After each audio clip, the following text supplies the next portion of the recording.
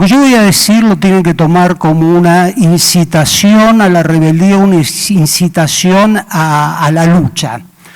Esto se lo digo ¿por qué? Porque van a escuchar cosas que pueden llegar a ser un poco deprimentes, y después de todo lo que dijo ayer de lo que dijo Eduardo respecto de cómo hay que encarar la vida, cómo hay que encarar el trabajo, yo voy a parecer el quinto jinete del apocalipsis. Entonces, como no quiero, les hago esta aclaración. En primer lugar, yo tenía preparado un excelente PowerPoint con una sola diapositiva, que me lo olvidé de traer, no lo van a poder ver, pero que tenía una frase. La frase era: cuando creímos que teníamos todas las respuestas, nos cambiaron todas las preguntas. Es una frase de Benedetti.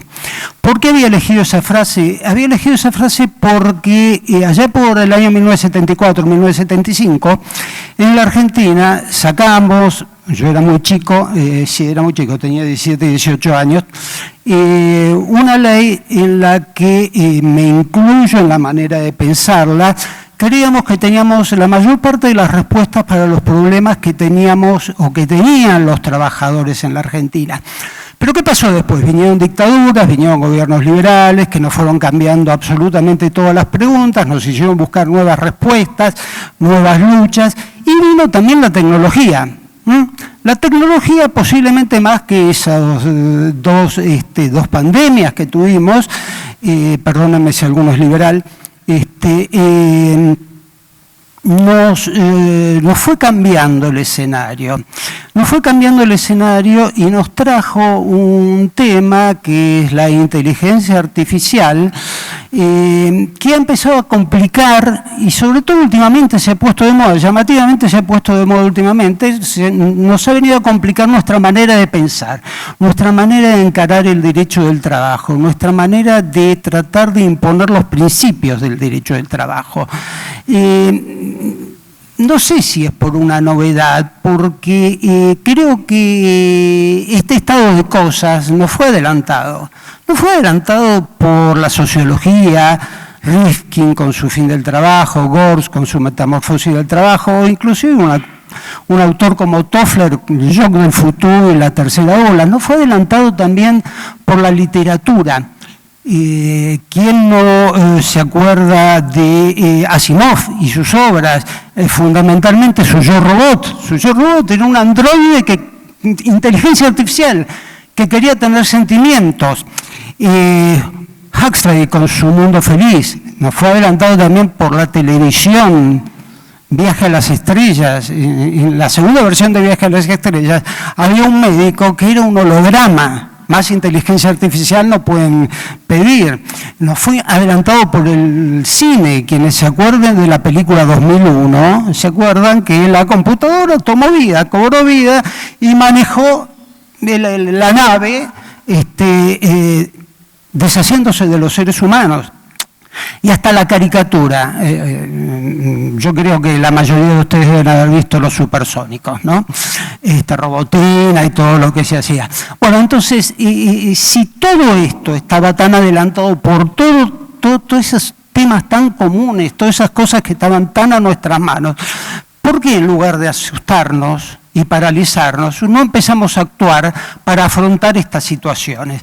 Entonces, lo que voy a tratar de hacer ahora, en primer lugar, es, y para saber a qué nos estamos enfrentando, es definir lo que es la inteligencia artificial y después determinar en qué favorece a la sociedad. Voy adelantando, a la sociedad la favorece mucho, nos favorece personalmente porque mejoramos nuestra capacidad de aprender, mejoramos nuestra capacidad de enseñar como docentes, mejoramos nuestra capacidad de expresar nuestras ideas para poder enfrentarnos a medios que están manejados por el poder económico y que ese poder económico le impone a la gente una manera unilateral de pensar. Y muchas veces, más allá de que haya medios que están del otro lado, la única manera que tenemos de afrontar todo eso es por medio de las redes sociales.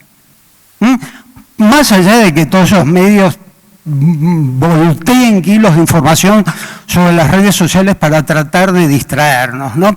Pero también, y acaba la parte pesimista, Vamos a tratar de determinar cuáles son los defectos que convierten a este tipo de instrumentos en instrumentos sumamente peligrosos. En general, esos defectos, y cuando hablamos específicamente de la inteligencia artificial, derivan de nuestra condición de seres humanos, ¿no? Y de nuestros sesgos, que después se ven reflejados en la inteligencia artificial y en todas las nuevas tecnologías en general. Bueno, en primer lugar, tenemos que coincidir en algo. La inteligencia artificial es posible y casi seguramente por ahora tecnología en su máxima expresión. Y como tal, y como sucedió con todos los grandes avances tecnológicos, sirve primero para simplificar el tema del trabajo. Lo simplifica a todos, se lo simplifica a los trabajadores y se lo simplifica a los empleadores. Segundo, para abaratar costos. Lamentablemente los costos se los abarata pura y exclusivamente a los empleadores. Esta simplificación, que generalmente supone mayor producción con menor trabajo, y este abaratamiento implican indudablemente y en principio una pérdida importantísima de puestos de trabajo. En las 3 revoluciones industriales anteriores se decía que, bueno, que en algún momento se iba a producir una adaptación de los mercados y esta adaptación de los mercados iba a ir supliendo los puestos de trabajo que se iban perdiendo. Se hablaba de un tiempo, bueno, que había que aguantar, pero después iban a crecer y aparecer nuevos puestos de trabajo. No sé si va a ser ahora. Bueno, también este abaratamiento de costos trae aparejado un enriquecimiento de los propietarios de medios de producción. Pues se produce mayor cantidad de bienes con menor cantidad de trabajo por parte de los trabajadores, lo que es seguido inexorablemente por una pérdida de puestos de trabajo. En síntesis, la situación trae aparejada una mayor plusvalía derivada de una mayor producción que puede derivar en beneficios sociales, pero que no va a cubrir, y menos en el caso de la inteligencia artificial, las pérdidas sociales que se van a dar. Las pérdidas sociales que significan la pérdida de puestos de trabajo. Trae una mayor producción con un menor tiempo de trabajo útil y una menor cantidad de trabajadores activos. En síntesis, la tecnología tiene como consecuencia la aparente simplificación del trabajo, pero a su vez una mayor oferta de mano de obra y que deriva en una baja de salarios y en una pérdida de puestos de trabajo. Bueno, esto ya lo dije creo que 3 veces, ya les debe haber entrado en la cabeza que se pierden puestos de trabajo y que también implica una disminución de salarios y una mayor ganancia para los empleadores. Asimismo, y esto es muy importante, trae aparejado una descalificación de los trabajadores. Ojo, a los trabajadores va a haber que recalificarlos. Yo pensaba en esto ayer cuando lo escuchaba a Valeria y lo escuchaba a José, que hablaban de la recalificación derivada de accidentes, de enfermedades.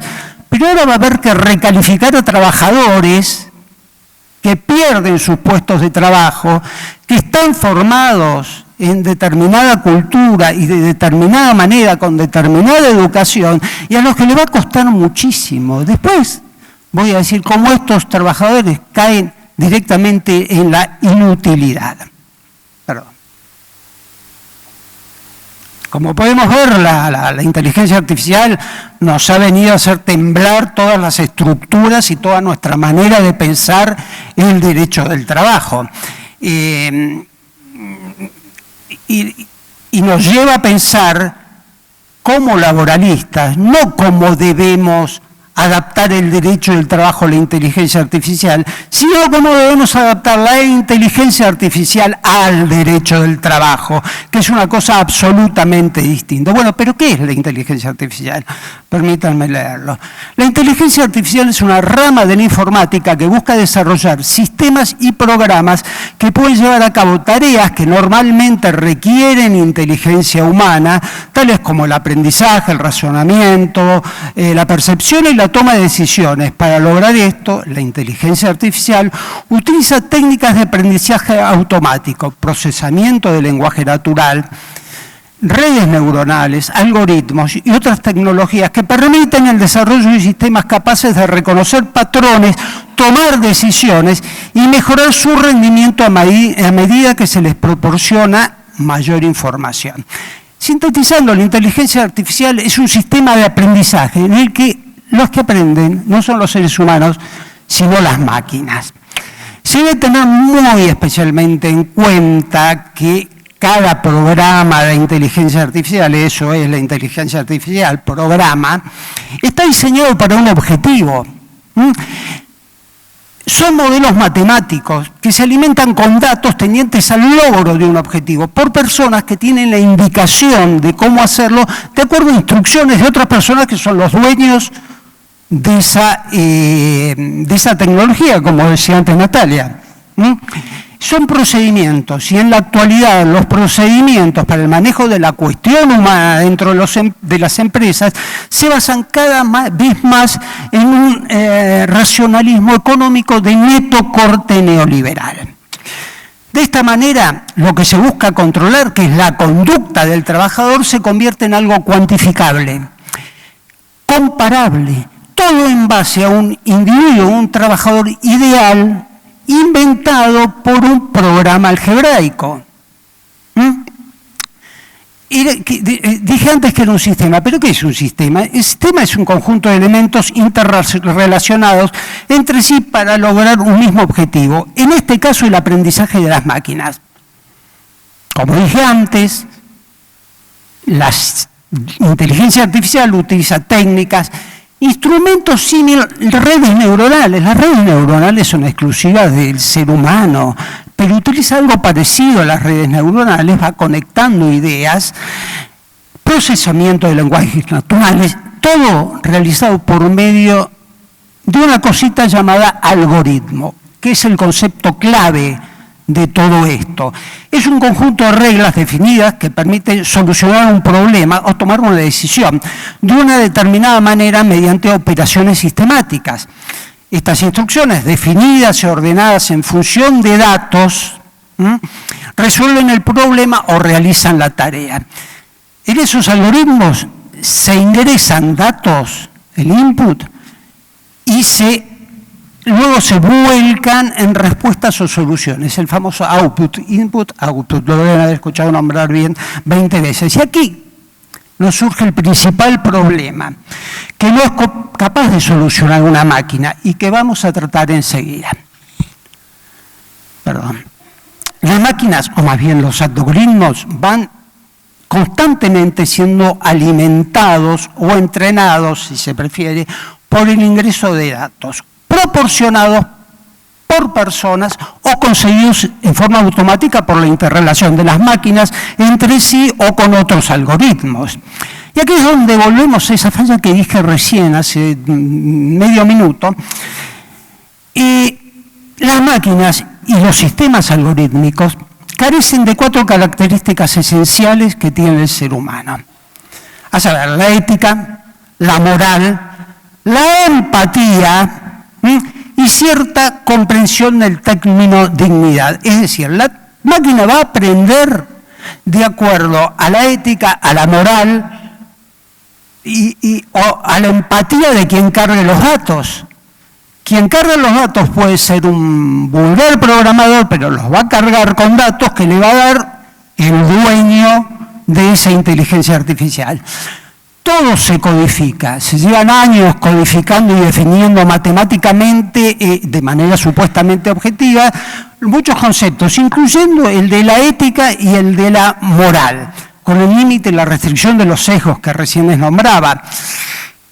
Pero lo que nunca se ha intentado codificar es el término empatía, y mucho menos los programadores han logrado hasta el momento, y esto tiene que ver con una de las utilidades que se le da a la inteligencia artificial, lo mucho menos se ha conseguido determinar, es decir, bajar a ceros y unos,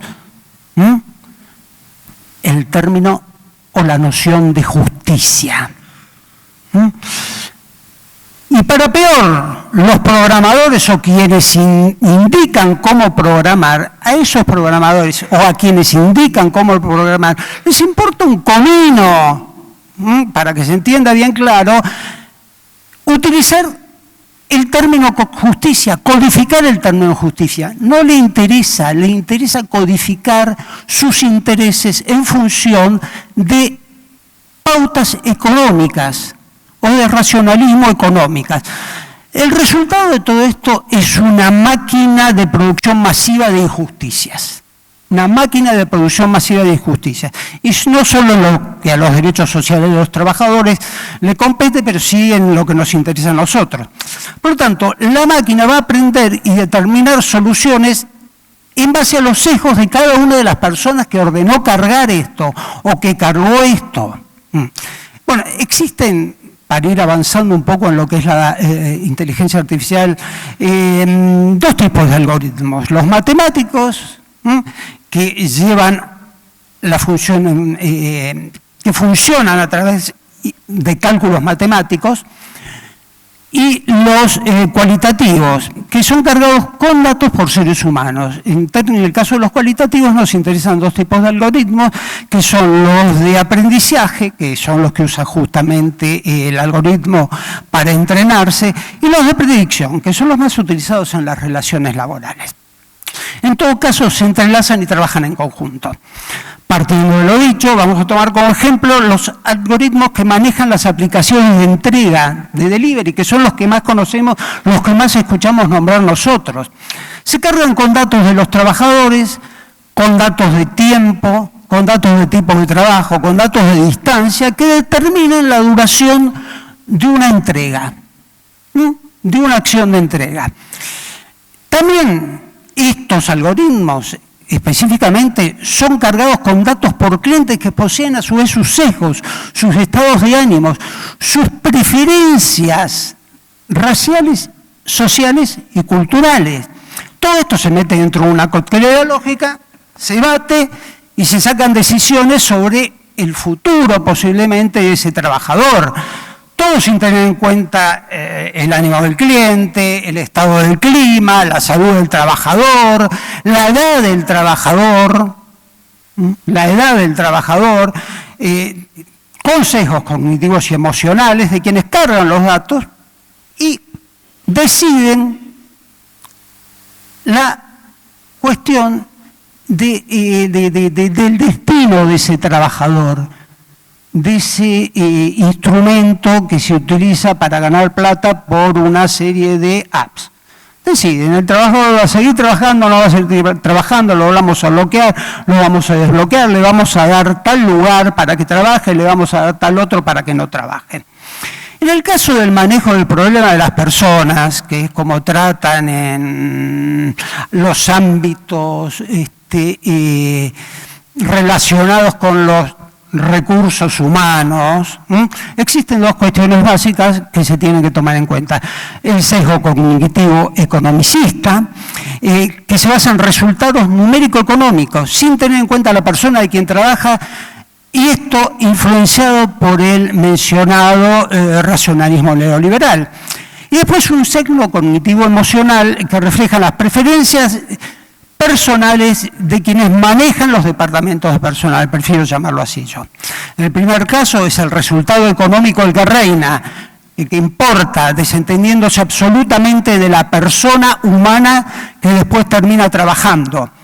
En el segundo caso, las preferencias de los gerentes de recursos humanos, que van a tener influencia también sobre el destino de los trabajadores, pero también sobre su ingreso a trabajar.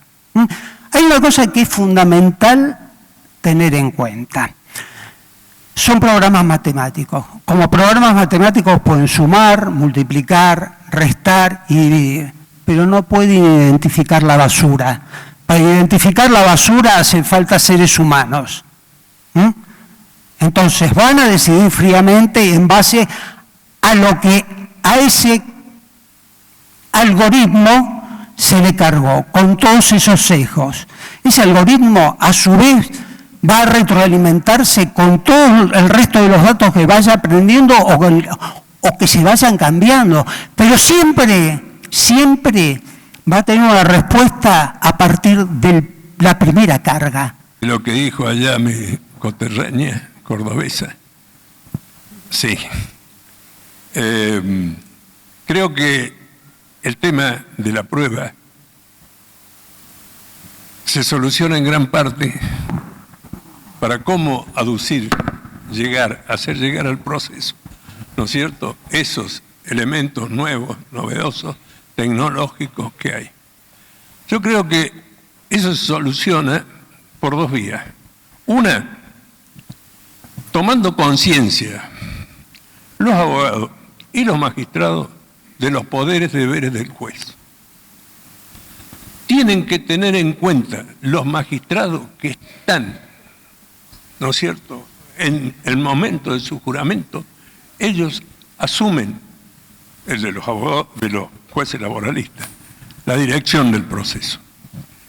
Y si nos vamos a lo que era la vieja distinción que había entre fuentes y medios de prueba, la parte tiene que decir, esa es la fuente de prueba, está en tal parte, y es el magistrado el que tiene que decir la forma mejor que existe para que esa prueba se introduzca en el proceso y sea admisible para ambas partes, es esta que les digo. O sea que puede ser entre todos los medios de prueba que conocemos, ¿no es cierto?, pero que lo decida el magistrado. Y tenerlo presente esto siempre, por más que esto lo hayan dicho allá los procesalistas hace 50 años atrás, eso hoy sigue siendo plenamente válido, pese a lo que ahora podemos llamar como fuente de prueba cuestiones tecnológicas que no estaban ni pensadas en aquella época. Era eso nomás, gracias. Muy bien.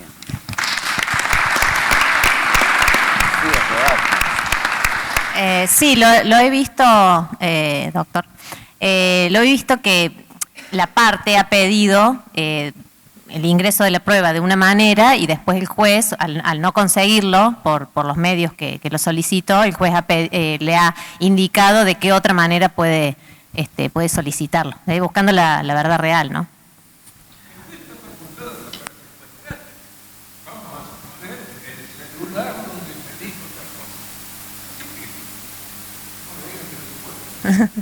Sí, es así. Sí, nosotros tenemos que exigirlo también. Sí, bueno, gracias, doctor. Bueno, me toca a mí el tema de la brecha digital. ¿Por qué digo que es una forma peligrosa de violencia de género? Lo tengo en soporte papel. Voy a tratar de coordinar las dos cosas. Ahí está.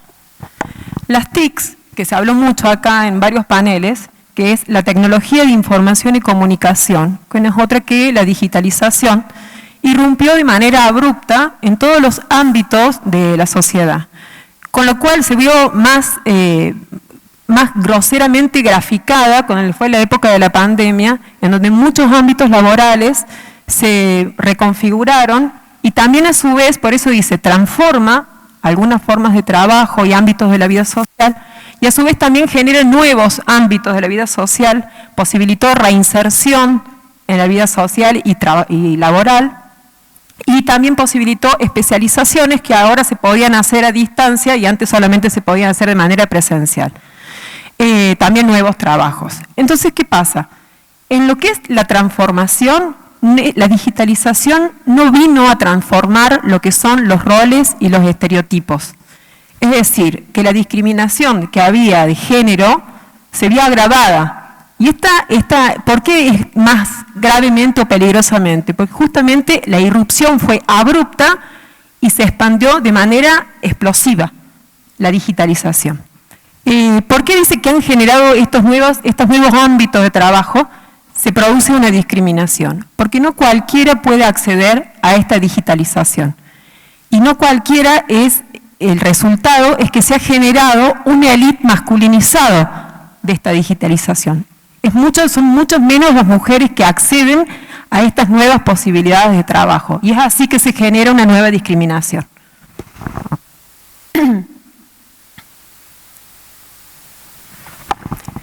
Las acciones para la e-inclusión,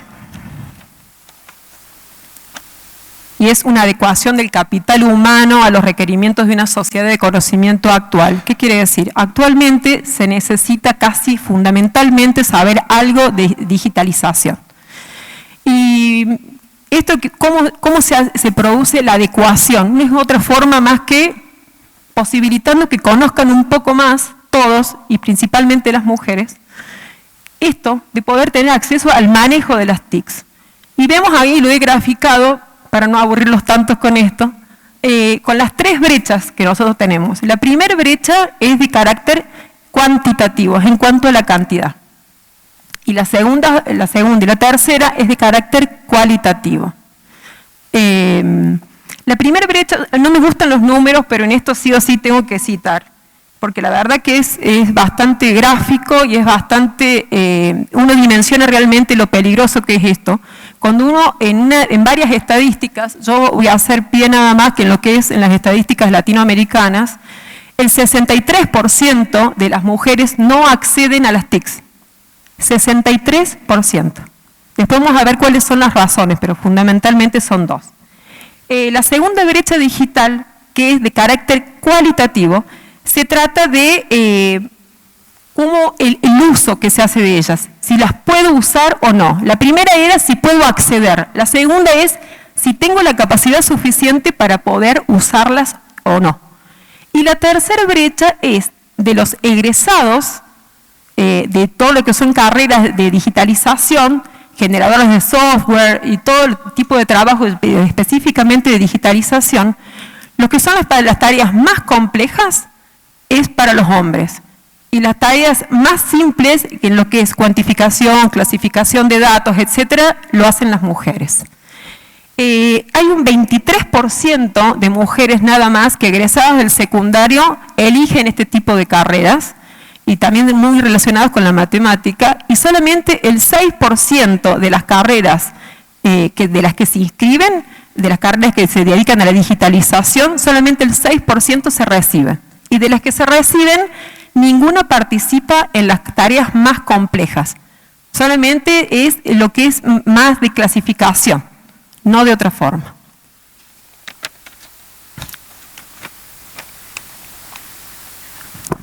Entonces, ¿cuáles serían las acciones para prevenir esto? ¿Por qué?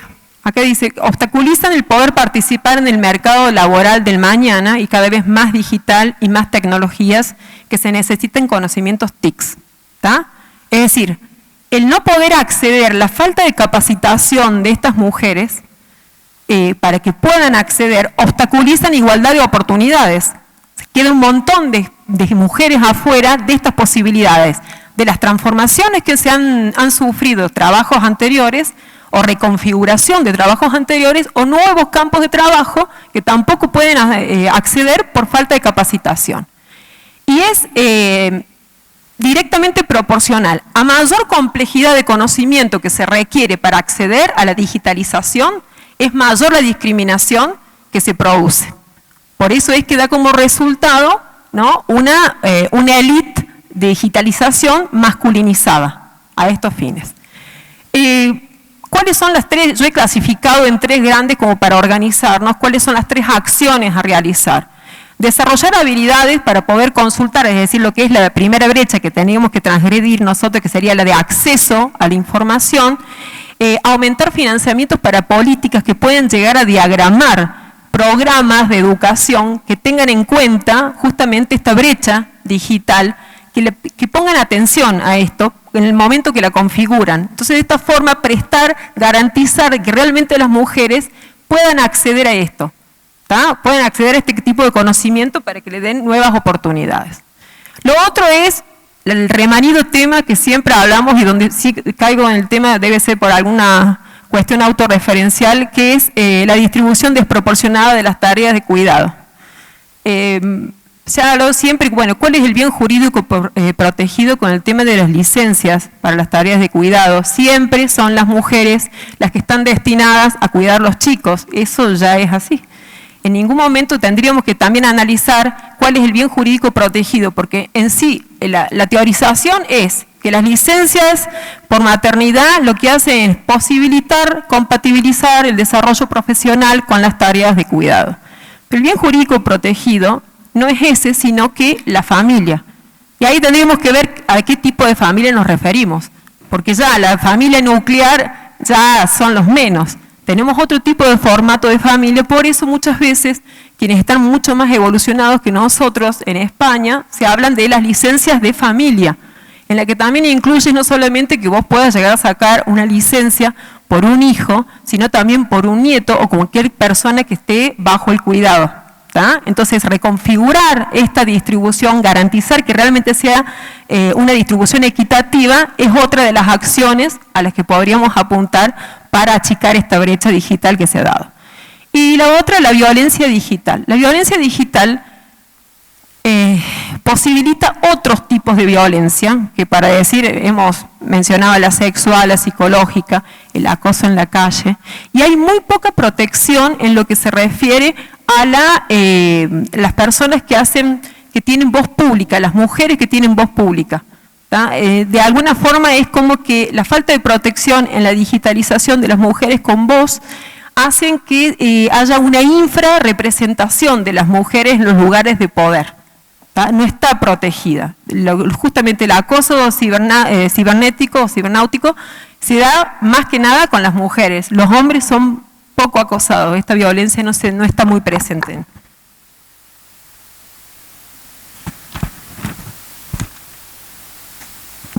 Y acá está un poco también el kit de la cuestión, ¿cuáles son los orígenes de las tres brechas que dijimos? Acordémonos que dijimos, la primera de carácter cuantitativo y las otras dos de carácter cualitativo.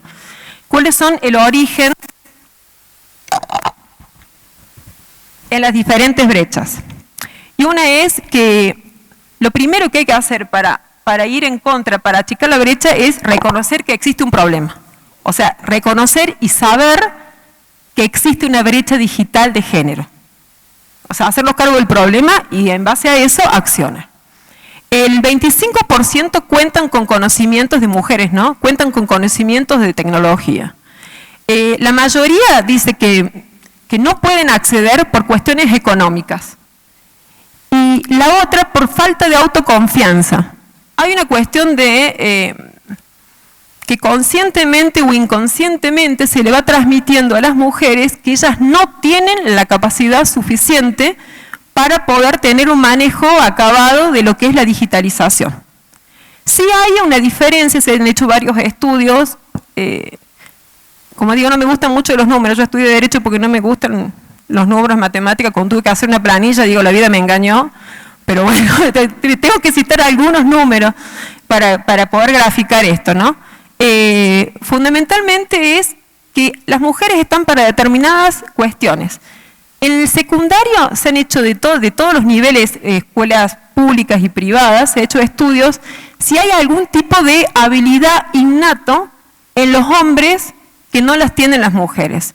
Y para nada, no. No hay diferencias, tienen exactamente el mismo tipo de habilidad. Es más, las mujeres tienen mayores habilidades para lo que es un estudio reglado, un estudio ordenado. Los hombres no, pero los hombres, ¿qué pasa? Son los que más juegan a los videojuegos.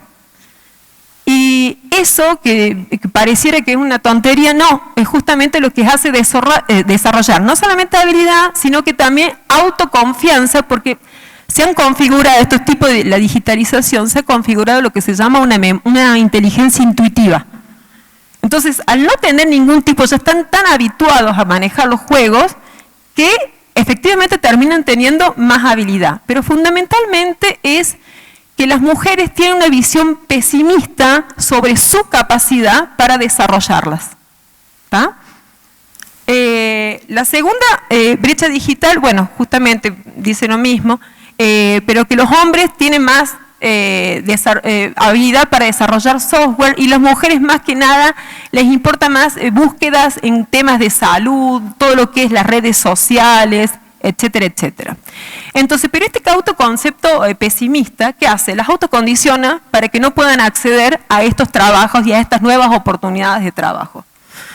Después la tercera brecha, dentro de los egresados, un poco también lo dije, lo que son las tareas más difíciles, como que es programadores informáticos, profesionales informáticos, diseñadores de sistemas informáticos, lo hacen los hombres. Las mujeres, que solo egresa el 6%, hacen nada más que calificación.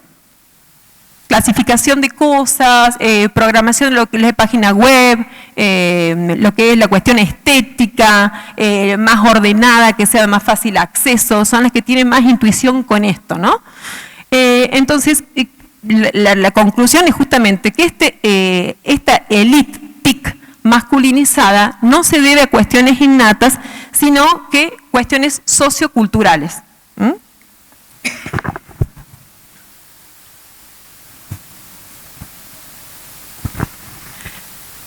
¿Cuáles serían, a qué apuntaríamos para que sería importante achicar la brecha? Para tener acceso, una igualdad de oportunidades en acceso de trabajo, reinserción del trabajo, progreso mediante nuevos conocimientos educativos, progreso mediante conocimientos especiales y mediante una estimulación de autoconfianza y seguridad de mujeres y de niñas. ¿Qué hace la digitalización? La digitalización potencializa, beneficia la vida en varios aspectos, no solamente en las cuestiones de trabajo, sino también en las cuestiones de salud, en lo que es la cuestión de los efectos del cambio climático, participación en la vida pública, fortalecimiento de la democracia. Entonces, ¿qué es lo que se apunta y que lo he dicho? Inclusive, no me salió, no sé si me la pasé. Sí, me parece. Esa. Y una más. Sí, me pasé.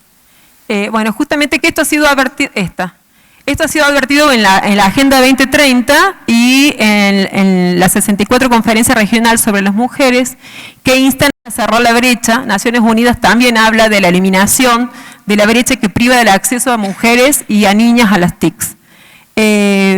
Las tres cosas que aboga por hacer son eliminar las formas de violencia contra las mujeres, generar un cambio social en cuanto a la configuración de los roles y los estereotipos de género, ampliar las voces de mujeres y de niñas en cuanto al empoderamiento político y socioeconómico, una mayor participación de las mujeres en esto, y una distribución equitativa de beneficios digitales. La brecha digital es una nueva forma de exclusión, y a lo mejor parece algo tan simple, pero el parangón es muy útil. Hoy por hoy no saber, no acceder a las TICs o no tener los conocimientos suficientes o no haber trabajado en la autoconfianza que pueden llegar a tener las mujeres y que van a poder, y solamente esto se genera con conocimientos y capacitaciones y que sean accesibles estas capacitaciones y configuraciones de currícula que vienen desde el primario, secundario y universitario para que puedan acceder a esto, es igual que todos los años que las mujeres no sabían leer ni escribir. O sea, imagínense en ese entonces no leer ni escribir a todo lo que no accedían. Bueno, hoy por hoy podemos llegar a establecer esta comparación con no saber lo que es el manejo de las TICs. Y muchas veces, bueno, se llama a que se realicen formas creativas de cómo poder achicar la brecha. Y fundamentalmente con lo que es la capacidad de transformar uno mismo mediante el conocimiento. Que quizás sea utópico algún día, porque siempre, como decíamos recién en varios paneles, que decía Gache Antacli, vamos mucho en la cuestión de la forma, lo que hay que hacer, pero de manera efectiva no sé si hacemos tanto. Es mucho la teorización de lo que se debería hacer para llegar a qué. Pero bueno, también renunciar a esa utopía, como dice Galeano, la utopía sirve justamente para eso, para saber hacia dónde uno va. Y siempre pienso, a lo mejor por la tarea docente de uno, vale la pena, cuando yo daba clase, saber que a un chico yo le pude cambiar la cabeza y por lo menos generarle de que sepa, y la autoconfianza siempre yo traté de manejarla, de que sepa que puede mucho más. Si estos espacios donde nosotros podemos hablar, elegimos el tema y podemos llegar a ser un disparador para que otros que están acá, que se ocupan y pueden modificar algo, valió la pena venir, exponer y tratar de hablar estos temas que en algún momento hacia allá vamos, a la paridad de género. Muchas gracias. Concepto, podemos hablar de la huelga. En general, bastante aceptado, que es la abstención colectiva y concertada del deber de trabajar, promovida por un sindicato con personería gremial o una entidad simplemente inscripta. Ya vamos a volver sobre esto al final, sobre el criterio de la Corte en Orellano contra el Correo Argentino, y fundado en una causa o reivindicación laboral de naturaleza colectiva. Insisto, esta es un poco la conceptualización clásica de la huelga. Para el Comité de Libertad Sindical se entiende por huelga la interrupción temporal del trabajo o disminución voluntaria efectuada por uno o más grupos de trabajadores con el fin de obtener reivindicaciones o rechazar exigencias o expresar quejas o de apoyar las reivindicaciones o las quejas de otros trabajadores. Como ven en esta definición del Comité de Libertad Sindical, avanza también en la conceptualización de las huelgas políticas, de las huelgas por solidaridad, aspectos que en principio no estarían, al menos desde lo legal, desde la 23.551, habilitados en la legislación argentina. Yo, tomando un poco esta idea del Comité de Libertad Sindical, yo también agrego a veces, cuando doy clases sobre este tema, otra categoría que podrían ser las huelgas de alguna manera de avance y de defensa. Claramente la huelga de defensa es de preservación de derechos que están siendo violentados, en aras de ser violentados por el sector patronal. Y esto, en cambio, las huelgas en función de avance o procurando avance son aquellas que tratan de generar mejores condiciones laborales, mejores salarios, etcétera, etcétera. Esto también trae a colación otro punto de debate, que es la remuneración o no de los días de huelga. Aspecto que también está bastante en discusión. Yo no tengo ninguna duda que cuando estamos hablando de huelgas, de las que yo llamo en este ejemplo huelgas de defensa, son claramente remuneradas. Si no me han pagado el salario y yo no trabajo porque no me han pagado el salario, no hay para mí ninguna discusión que esos días dejados de trabajar son responsabilidad del empleador y generan derecho a salario del trabajador. En algunos casos incluso está previsto en la legislación. Cuando estamos teniendo riesgo en la salud del trabajador, el mismo artículo 75 de la LCT prevé la abstención de tareas con derecho salarial. O sea, está claro que hay supuestos contemplados de... ni siquiera se llamaría huelga, y es simplemente una abstención de tarea por estar en riesgo la vida del trabajador por condiciones de salud no habilitadas para ello. Pero en el otro tipo de huelga, que es donde se reclaman derechos, parecería que en general, y por lo menos yo las resoluciones que he leído de los gobiernos, tanto nacionales como provinciales, siempre sostienen que día no trabajado no se paga. Esto ha tenido alguna confrontación a nivel judicial. Por ejemplo, uno de los jueces que yo he visto, acá voy a nombrar dos, nomás uno nacional y uno extranjero, seguramente hay más, que en todos los casos entienden que la huelga es un derecho constitucional y que como derecho constitucional amerita el pago de salario por el uso de ese derecho constitucional. Bueno, uno es el juez Gallardo de la Ciudad Autónoma de Buenos Aires, juez contencioso de primera instancia, y en Sao Paulo, Jorge Luis Sotomayor, que también es juez del trabajo, que comparte ese criterio de que la huelga como derecho, salvo que sea una huelga declarada ilegal, merece el respaldo remuneratorio. Esto nos lleva a cuál es el sentido de la huelga, ¿no? Y este es el primer punto que tenemos que quedar claro. La huelga se hace para causar daño. Es decir, si la huelga no causa daño, si la huelga no tiene efecto, no impacta sobre el empleador. Por eso la huelga es colectiva y no es como una película que se llamaba La Fiaca de Norman Brisky, que él decidió que no quería trabajar más. Es un derecho individual.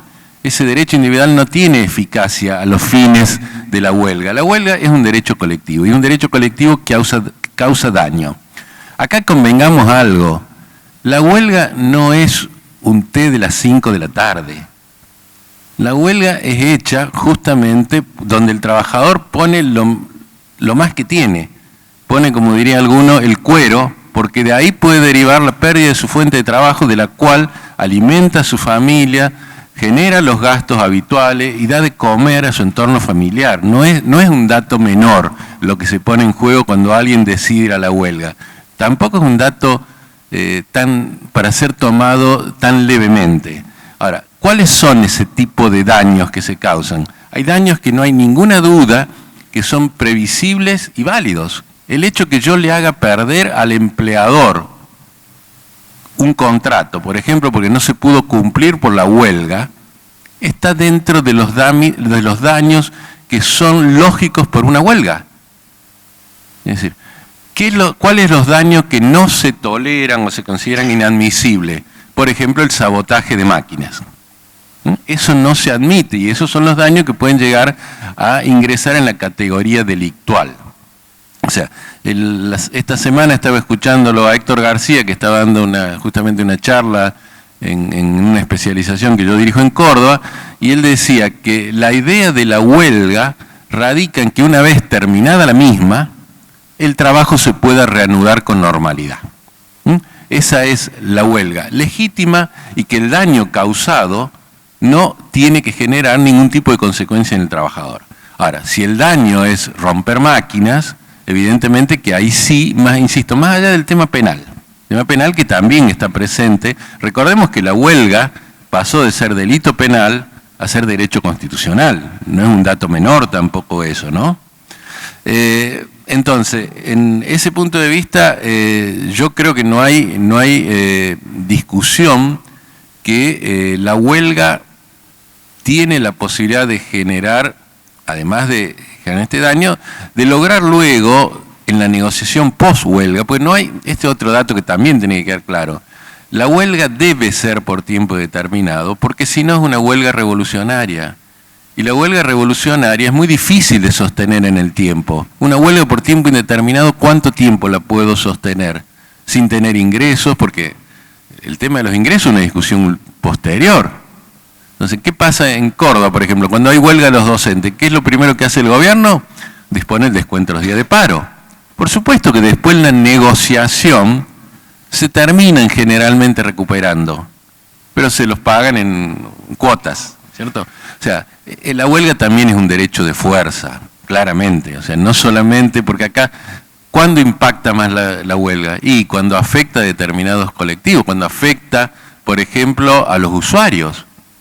Ahí es donde la huelga tiene mayor eficacia. Por supuesto que para una empresa, si le hace perder un contrato, le hace perder la posibilidad de acceder a una licitación o lo que sea, también tiene importancia, pues tiene contenido económico.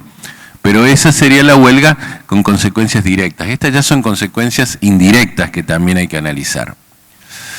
¿Qué tipos de huelga tenemos? Yo he hecho acá un poco una clasificación de diversos aspectos que quiero marcar de la huelga, considerando el tiempo que nos han dado, ¿no?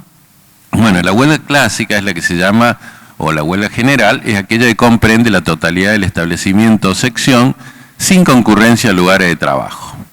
Pero hay otros tipos de huelgas que se dan. La huelga parcial, esto creo que se lo tomé, me parece que a Néstor Corte, obviamente él no lo sabe ni lo supo en su momento, pero bueno, si no es él es porque uno ya se va poniendo viejo y ya no se acuerda bien de quién copió ciertas cosas, pero me parece que era Corte en el modelo sindical argentino, ¿no? Que decía que la parcial comprende solo aparte del establecimiento, la intermitente es aquella que afecta a determinados sectores que van variando y es de duración limitada. Por ejemplo, para este sector 5 minutos, hoy, mañana para aquel otro 1 hora, y así se va afectando este ritmo de producción.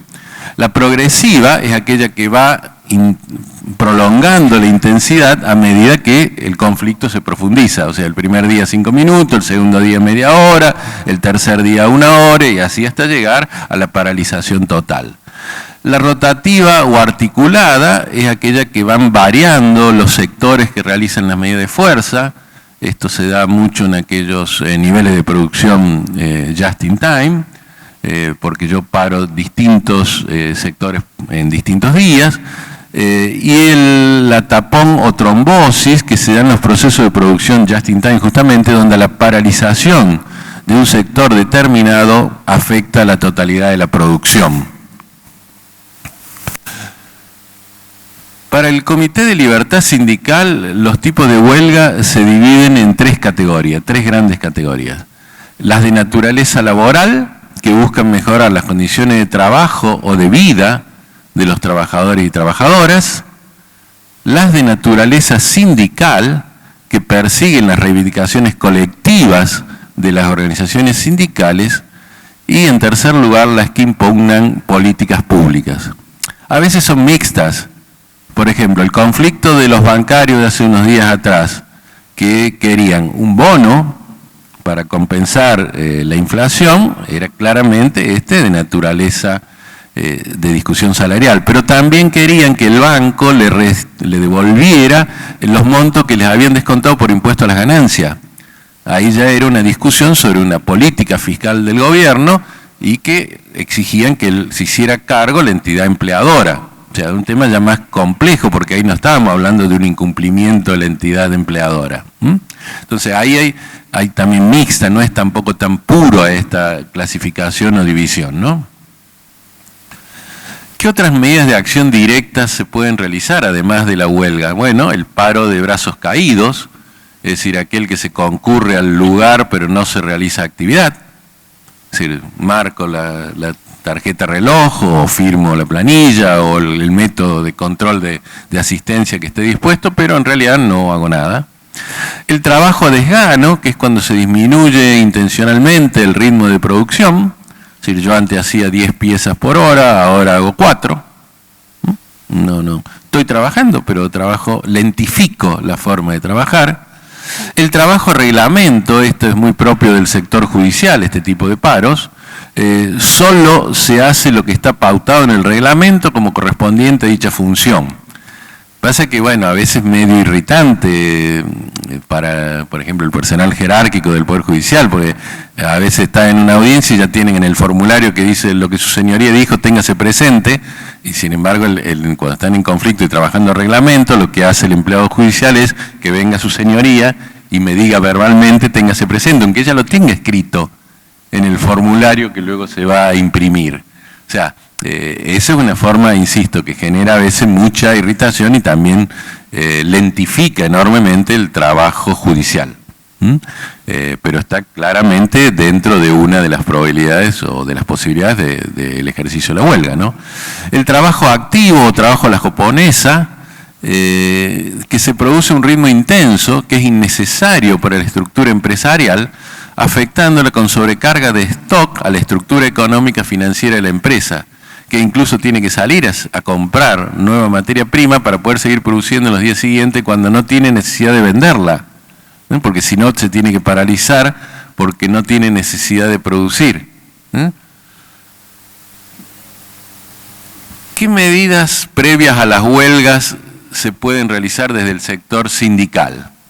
Bueno, fundamentalmente son los que se denominan las medidas de presión psicológica, las asambleas previas, asambleas que, ya vamos a ver también en Orellano, la Corte las consideró directamente huelga. Recordemos que en Orellano, una de las particularidades que tenía el caso era que la asamblea comenzaba a las 7 de la mañana y terminaba a las 13, que era el horario de salida. Es decir, era una asamblea permanente, diríamos. Bueno, entonces la Corte en ese caso, más allá de que formalmente no había huelga, consideró que debía ser encuadrado tipo huelga.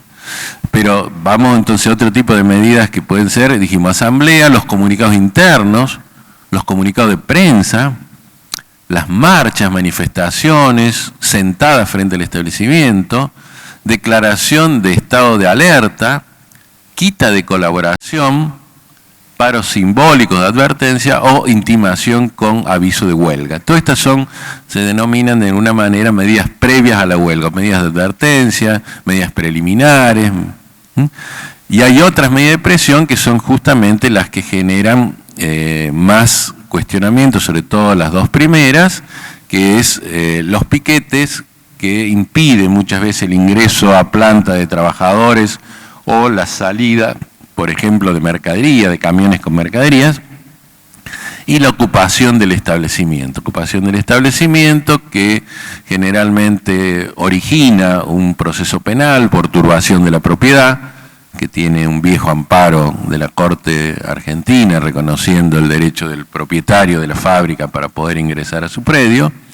Y acá es donde más de una vez sucede lo que hablamos esta mañana en algún momento, de que la huelga se empieza a desnaturalizar en el sentido que pasa a tener contenido netamente penal, cuando se los acusa, por ejemplo, a los sindicalistas de estar extorsionando a la producción o extorsionando al dueño del establecimiento.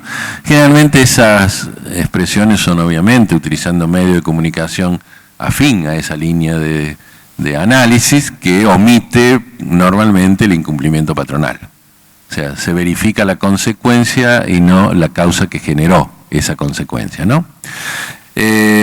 También en algunos otros países, no es muy afín en el nuestro, la huelga de hambre, si no habría que ver a alguno de los dirigentes más renombrados, las renuncias masivas en sectores claves para el proceso productivo, que acá por supuesto esa renuncia está hecha con un fin muy preciso, que es la reincorporación, luego de haber logrado el acuerdo.